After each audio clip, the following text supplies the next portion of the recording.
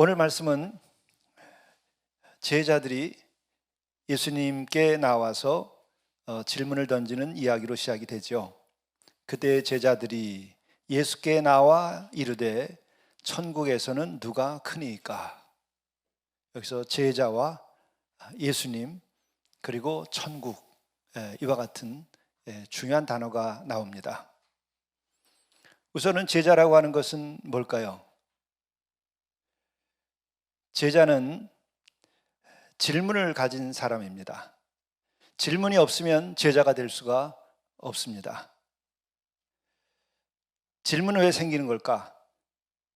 그것은 바로 진리를 구하기 때문에 질문이 생기는 것입니다. 그래서 제자는 질문을 가지고 답을 얻으려고 하고, 또 그 답이라고 하는 것은 바로 진리를 구하는 것입니다. 그런데 이 제자들이 질문을 가지고 예수님을 찾아왔습니다. 제대로 찾아왔죠. 그리고 또한 우리들이 어떤 질문을 가느냐에 따라서 그 제자의 수준이 결정이 되는 것이죠. 질문하는 것만큼 답을 얻는 것입니다. 질문의 수준만큼 답이 주어지는 것이죠. 덧셈 뺄셈에 대해서 질문을 하게 되면 덧셈 뺄셈에 대하여 답을 얻는 것이죠. 고차 방정식이나 물리학적으로 어려운 질문을 가져가서 물으면 그것에 답을 얻을 때는 그만큼 높은 답을 얻게 되는 것이죠. 우선은 여러분들이 제자로 불림을 받았습니다. 제자로 불림을 받았으면 여러분들은 무엇을 가지고 주님께 나가야 되겠는가? 그것은 제자로 불림을 받았다는 것은 진리를 구하기 때문에 질문을 가지고 나가야 되고, 그 질문은 진리를 어떻게 얻을 것인가에 대하여 질문을 해야 하는 것이죠. 그런데 중요한 것은 이미 말씀드린 것처럼 질문의 수준이 다 있다는 거예요.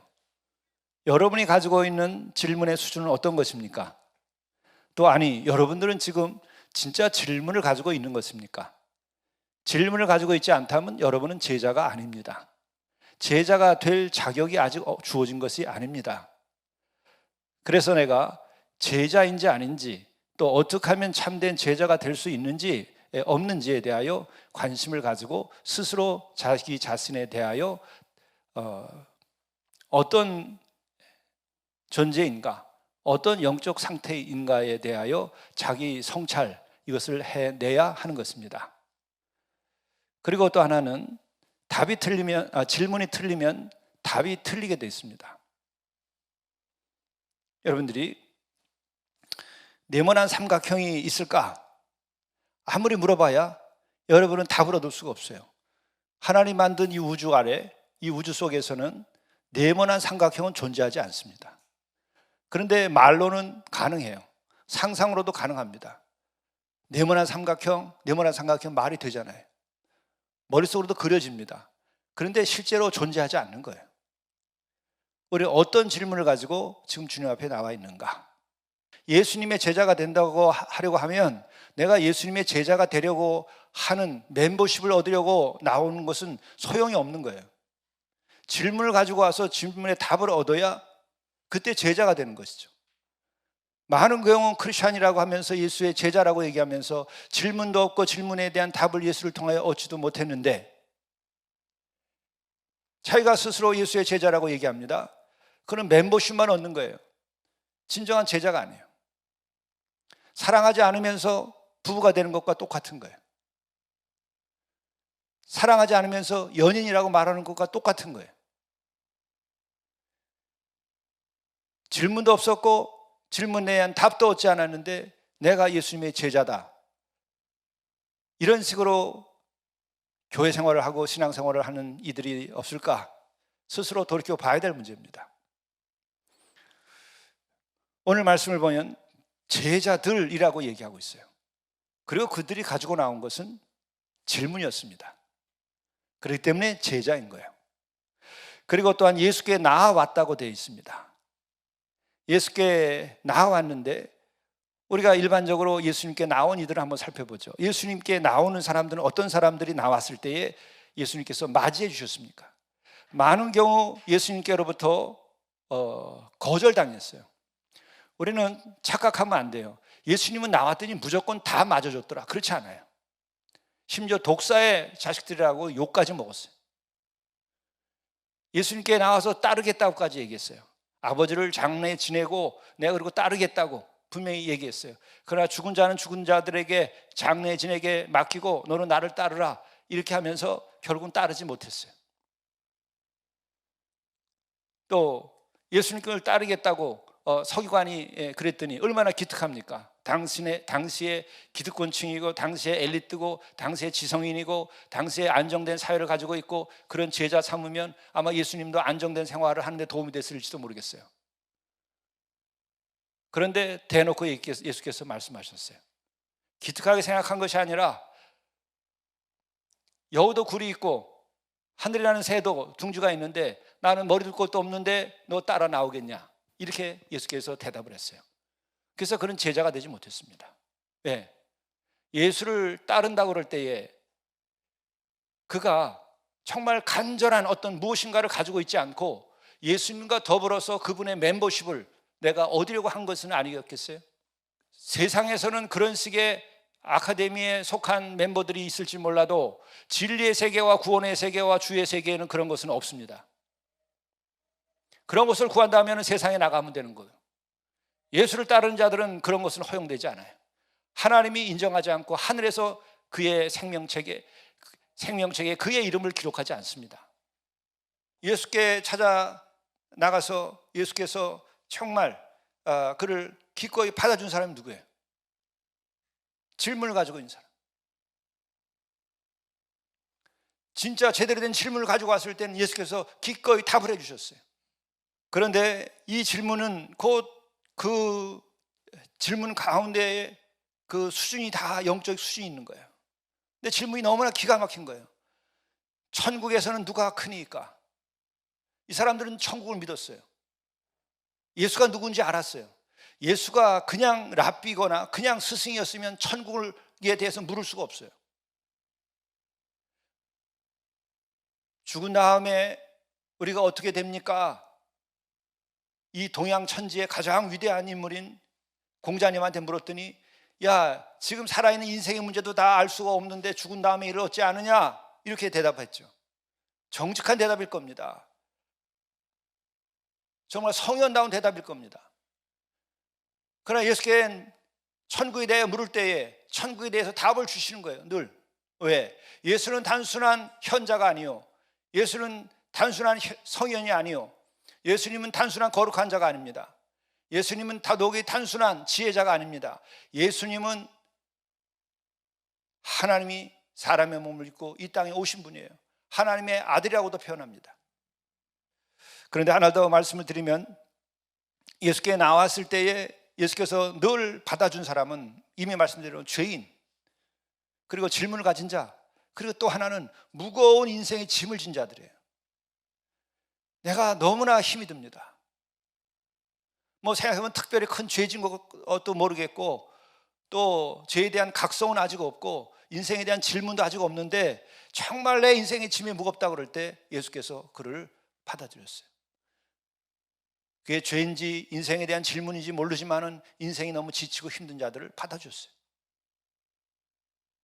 여러분들이 이 셋 중에 하나를 가지고 나와야 돼요. 그리고 이 제자들이 나와서 정말 천국에 대한 질문을 한 거죠. 아주 귀한 질문을 해줬습니다. 이때 예수께서 대답을 합니다. 그 대답을 하는데 말로 하지 않고 한 어린아이를 불러서 그들 가운데 세우시고 진실로 너에게 이르노니 너희가 돌이켜 어린아이와 같이 되지 아니하면 결단코 천국에 들어가지 못하리라. 여기서 굉장히 중요한 거 있어요. 예수께서는 무엇을 가르치고 얘기할 때에 그냥 어떤 주제에 대해서 그냥 논한 일이 없어요. 관념적인 철학을 말한 일이 없어요. 질문을 던지고 오면 그에게 바로 자유함을 얻고 평안함을 얻고 구원함을 얻을 것을 요청하고 은혜를 베푸는 거예요. 그래서 어떻게 했냐? 너희가 돌이켜 이렇게 얘기하세요.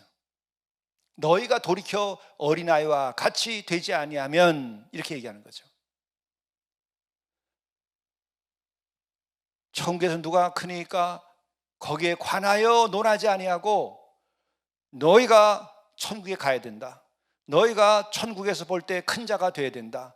너희가 바로 구원함을 얻어야 된다. 너희가 거듭나야 된다. 그러니까 너희가 돌이키라, 이렇게 얘기하는 거죠. 스트레포, 돌이키라, 이것은 내적 변화를 요청할 때에 쓰는 말이에요. 회심이라고 하는 말이 스트레포라고 하는 말로 그렇게 일치시킬 수가 있어요, 우리말로. 그리고 이 스트레포라고 하는 말이 사용될 때는 어떤 때 사용되느냐, 저주가 축복으로 바뀌는 일이 일어날 정도의 그러한 변화를, 회심을 말하는 거예요. 하나님을 모르고 혹은 하나님을 등 돌리고 있는 자들이 스트레포하게 됐다고 하면 등을 돌리고 하나님께 돌아왔다고 하는 것을 말하는 거예요. 너희들이 천국 가야 되고 너희들이 천국에서 큰 자가 되어야 된다, 이렇게 구체적으로 말하는 거예요. 천국에서 큰 자라고 하는 것은 하나님 보시기에 큰 자에 해당하는데, 이것은 곧 달리 얘기하면 예수께서 보여주신 삶이에요. 예수께서 보여주신 삶이에요. 돌이켜서 내가 너희들에게 보여준 삶을 따르라, 그렇게 되면 되는 거예요. 보세요. 예수님은 왕입니다. 예수님은 선지자이기도 하고 예수님은 제사장이기도 하고 예수님은 왕이기도 하신 거예요. 이게 메시아의 신분의 세 가지 모습이죠. 왕이 예루살렘에 입성할 때, 자기의 도성에 입성할 때에 어떻게 입성을 했어요? 어린 나귀 새끼를 타고 간 거예요. 어린 아이 같은 백마를 타고 천군 만마를 거느리는 이런 짓을 하지 않았어요. 애들같이 어린 나귀를 타고 간 거예요. 그게 어린아이 같은 거 아니에요? 어른들은 어떻게 해요? 백마를 타고 명마를 타고 입군하죠. 그리고 군대를 거느리고 가죠. 그러면 우리들은 왜 그렇게 어른들이 되면 심각할까? 저부터도 돌이켜보면서 그런 거예요. 이 목사 노릇하면서도 굉장히 심각해져요. 어른들의 세계에서 나도 물 먹었기 때문에 그렇고, 어른들의 세계에서 싸움을 해야 되니까 심각해지는 거예요. 아직 완전히 죽질 않아서 심각한 거예요. 완전히 죽겠다고 생각하면 심각할 필요 없어요. 근데 이 세상이라고 하는 것이 어떤 거예요? 기본적으로 읽고 따는 게임이라는 얘기 내가 자주 하죠. 어른들의 세계, 이 세상이라고 하는 것은 어떤 거예요? 어린아이의 세계와 어른의 세계의 차이는 뭐예요? 첫째가, 어른들의 세계는 계속 읽고 따는 게임을 하다가 심각해져요. 그러다 다 병들어요. 모든 걸 다 읽고 따는 걸로 보는 거예요. 돈으로 다 생각하고 계산하는 거예요. 또 어른들의 세계는 뭐예요? 이기고 지는 게임을 계속 하는 거예요. 네가 잘났냐, 내가 잘났냐, 또 네 자리냐, 내가 차지할 자리지. 이게 지금 세상이라는 게 그런 거예요. 어른들의 세계의 실상이에요. 그리고 어른들의 세계는 뭐예요? 다 내가 잘났어요. 교만함. 그래서 심각해요. 자존심 내세우고. 그러나 어린아이들은 그런 자존심이 없습니다. 또한 어린아이들은 모든 것을 하나의 살아있는 인격적인 주체처럼 생각해요. 인격적인 관계로 생각을 해요. 다 살아있는 걸로 느껴요. 그게 뭐예요? 회개하고 예수님의 그 사랑을 경험하고 그 은혜를 경험하고, 그러고 난 다음에 성자라고 소위 얘기하는, 우리들은 성자라고 하는 걸 공식적으로 인정하지 않지만 그렇게 인류사에서 얘기된 신앙인들, 그들이 바로 그렇게 살죠. 세상을 다, 만물을 다 인격적으로 대해요. 해가 떠도 햇님이라고 해서 심지어는 표현하기를 누님이라고까지 표현을 하고, 예? 너무나 그것이 사랑스럽고 친근하니까 어린 시절에 나를 돌봐주고 나를 이뻐한 누님처럼 생각하는 거예요. 하늘의 별을 보고 노래하는 거예요. 친구처럼. 새들을, 그러니까 새들이 찾아와 앉았다는 거 아니에요. 그게 어린아이 같은 거예요. 여러분들 어린아이들 보면 어때요?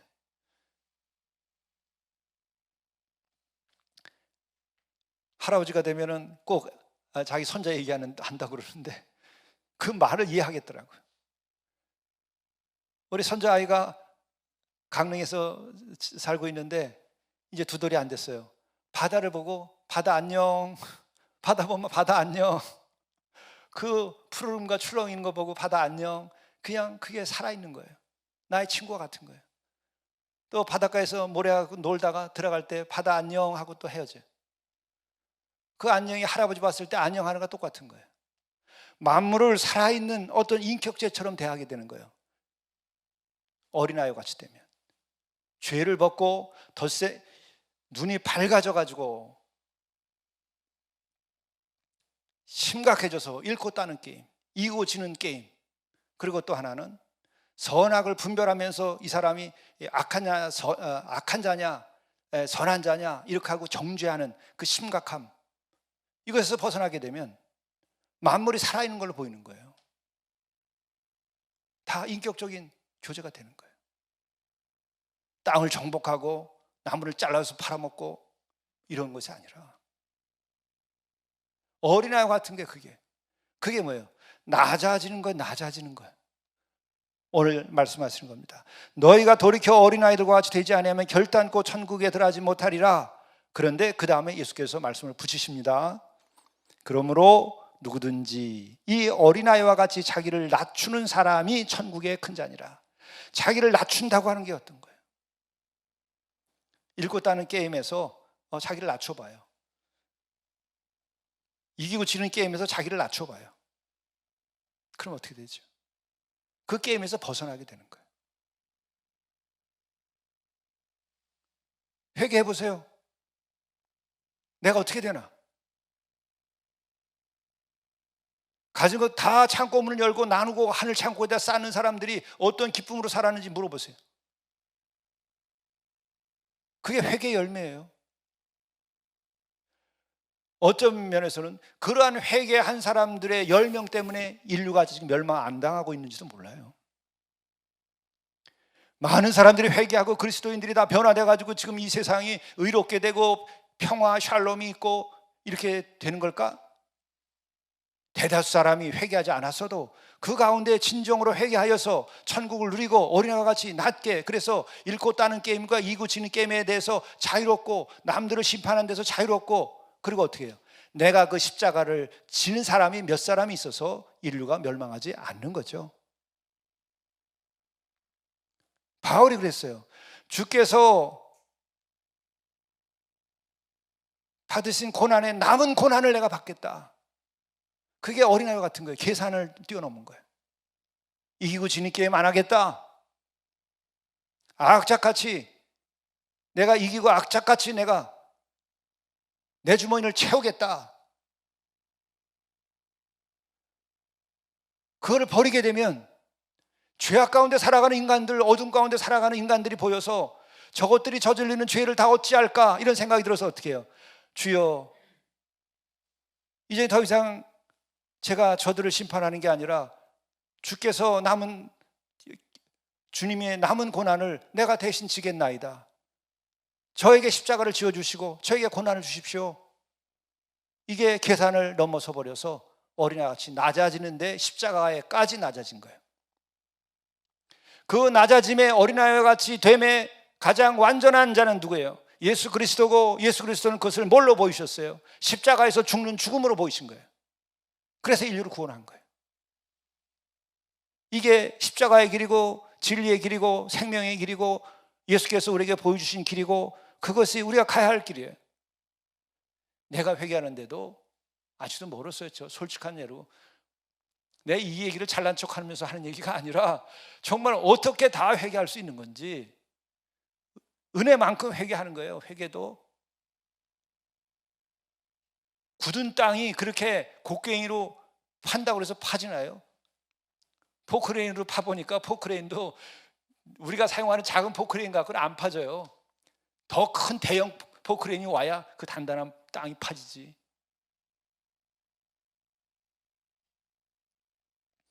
우리가 다 주의 은혜에 내 자신을 맡기고 이 죄를 용서해달라고, 그래서 내가 어린아이와 같이 더 낮게 주님처럼 더 십자가에 이르기까지 낮게 해달라고 기도하는 그 기도가 우리가 해야 할 가장 귀중한 기도예요. 그게 천국에서 큰 자가 될 수 있는 길이에요. 다른 방법 있겠어요? 이 회개는 타협할 수가 없는 거예요. 왜? 하나님과 우리가 타협이 되지 않기 때문에 그래요. 하나님은 공정하게 심판하신다면서요. 하나님은 의로 심판하신다면서요. 하나님은 좌로 우나우로 치우치지 않으신다면서요. 그러니까 타협할 수 없는 거예요. 그래서 우리가 할 일은 너무나 쉬운 거 하나예요. 돈은 없어도 괜찮아.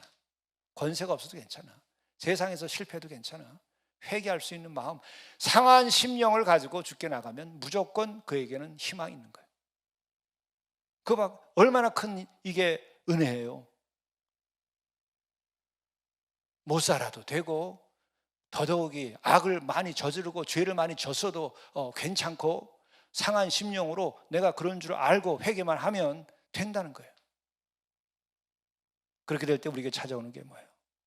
어린 아이와 같이 되는 거예요. 자신을 더 낮추는 거예요. 그리고 예수께서는 끝으로 이런 말씀을 합니다. 누구든지 내 이름으로 이런 어린아이 하나를 영접하면 곧 나를 영접함이니. 예? 세상에 잃고 따는 게임을 넘어서고 이기고 지는 게임을 넘어서서 진정으로 자기 자신의 죄를 회개하고 또 그렇게 사는 이들이라든지, 또 자신을 낮춰서 저는 죄인으로서이다, 내가 내세울 것은 아무것도 없나이다, 그렇게 돼버린 사람을 영접하는 것은 나를 영접한 것이다. 지극히 적은 자를 영접하는 것이 나를 영접하는 것이다. 우리가 눈을 뜨고 내가 회개하고 새로운 사람이 되면 누구를 환영할까요? 가진 사람을 여러분이 두 손을 벌리고서 환영하겠습니까? 높은 자리에 있는 사람을 정말 손을 벌리고 양팔을 벌리고 환영하겠습니까? 지극히 적은 자들, 상한 심령을 가지고 살아가는 그 사람들을 품에 안게 돼 있어요.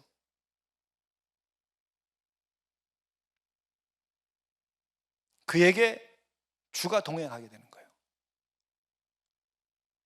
자기를 낮추는 사람, 그 사람을 품을 수 있는 눈이 있고 가슴이 있어야 되는 거죠.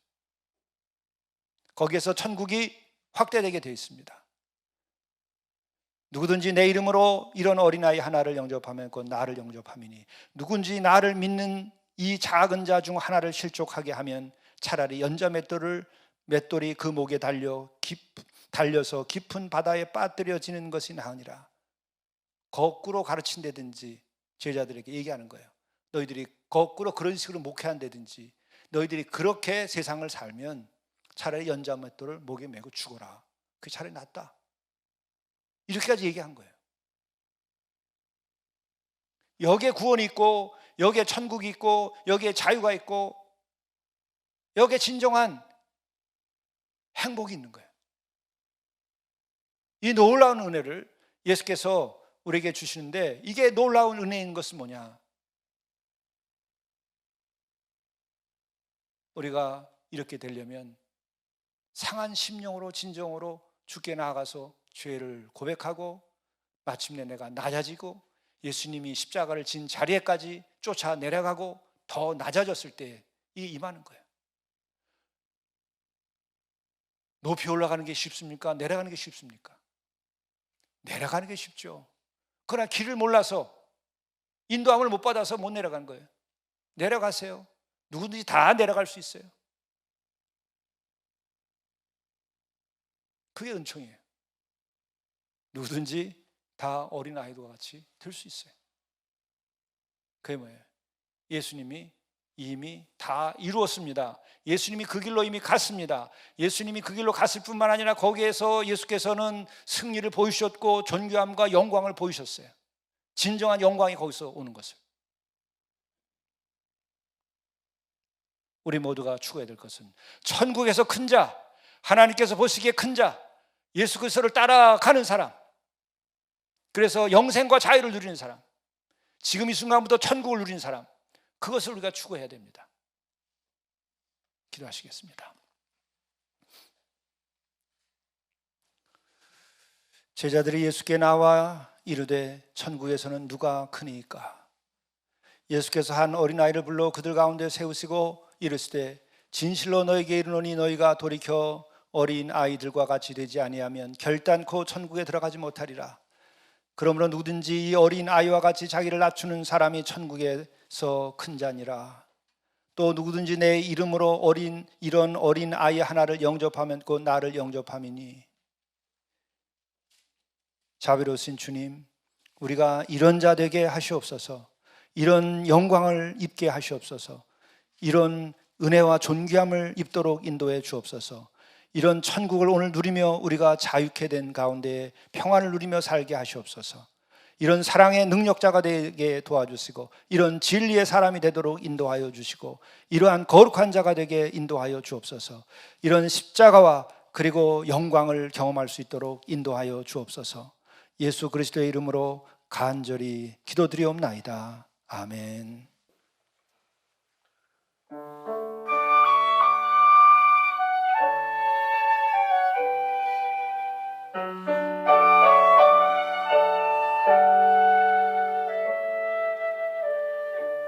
매일 스치는 사람들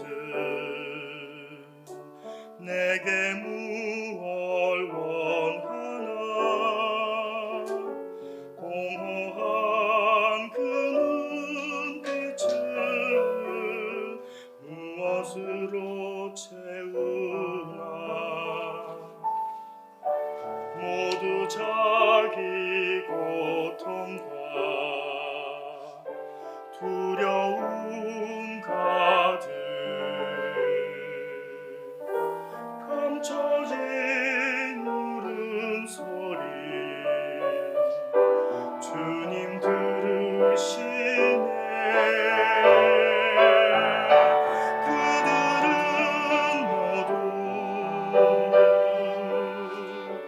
주가 필요해.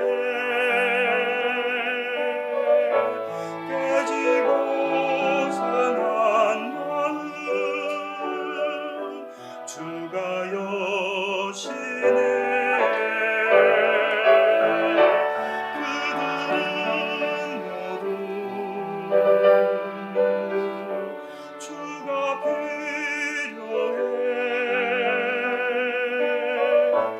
모두 알게 되리 사랑의 주님.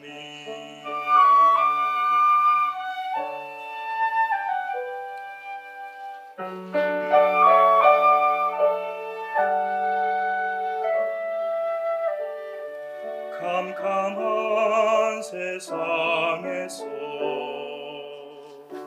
빛으로 부름받아 잃어버린 자들과 나누라고 하시네. 주의 사랑으로만 사랑할 수 있네. 우리가 나눌 때에 그들 알겠네. 그들은 모두 주가 필요해. 깨지고 상한 마음 주가 여시네. 그들은 모두 주가 필요해. 모두 알게 되리 우리의 사랑으로 그들은